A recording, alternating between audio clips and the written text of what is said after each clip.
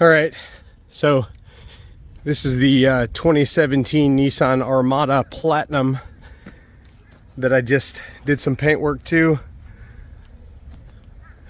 I had to paint the hood. I will put some pictures in the official video.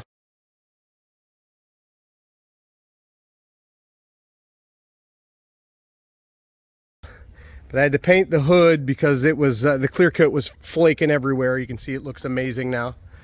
I had to blend the fenders because we couldn't get a perfect paint match. So I blended on the top. I removed these pieces. I put new double-sided tape back in there. I did not paint these trim panels, but the paint matches very well. I did not even scrub the rest of the car down.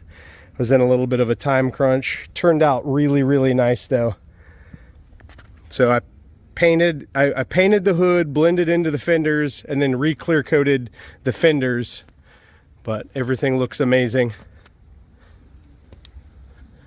If you need paint work, 813-846-4406. My shop is in Holiday. I'd be happy to help you with whatever your project is. Give me a shout. Again, 813-846-4406. Have a great day, guys.